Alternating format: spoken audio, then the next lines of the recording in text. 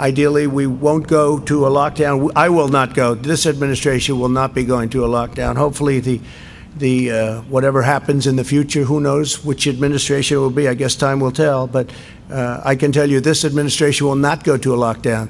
There won't be necessity. Lockdowns cost lives, and they cost a lot of problems. The cure cannot be, you got to remember, it cannot be worse than the problem itself. So that was Donald Trump, and my goodness, he looks like he's aged a year in a week. That's him giving an update on Operation Warp Speed, which is about trying to find, a vaccine for COVID.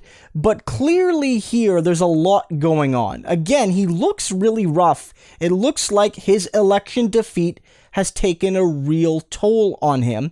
And I think what's crucial to note in that clip I led you in on is that Donald Trump is having this real internal struggle, it seems, with whether or not he's won or lost the election, or whether it's undetermined or what have you. Because what he's saying there is, we're not going to go into a lockdown. We're not going to close the country down. This administration won't. We'll see what happens later, which is to imply that a new administration might come in. And then later he basically says, we're going to see what happens under maybe a new, and he catches himself. He catches himself admitting basically that Joe Biden basically won the election.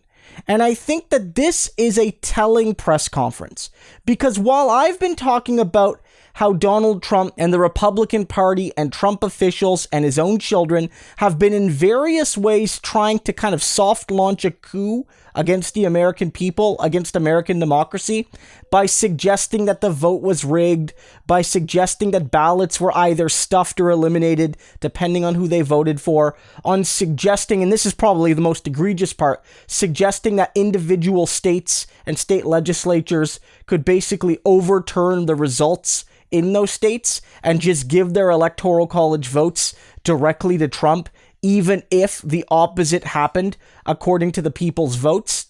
Like, all of these things are real, but what you get from Donald Trump there is very clear.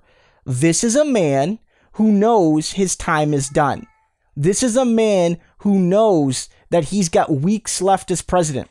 And this is a man here who's still desperately holding on to grudges. Like, he hasn't learned anything. The one thing he might have learned is that it's possible he can lose, but he hasn't learned anything beyond that.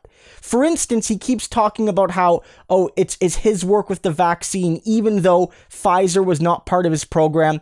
He seems to suggest otherwise, but he's lying there. Pfizer didn't play a role within Trump's umbrella program with regard to the development of the vaccine. They might play a role with regard to Trump's umbrella program in the distribution. That is true, but the distribution hasn't happened yet because it's still in the trial phase. So for Trump to take credit for Pfizer's work at this point is erroneous at best, and it's an outright lie at worst. This is, one of Trump's last press conferences, and we're not getting a flattering image of the man, whether it's inside or out. Donald Trump lost this election.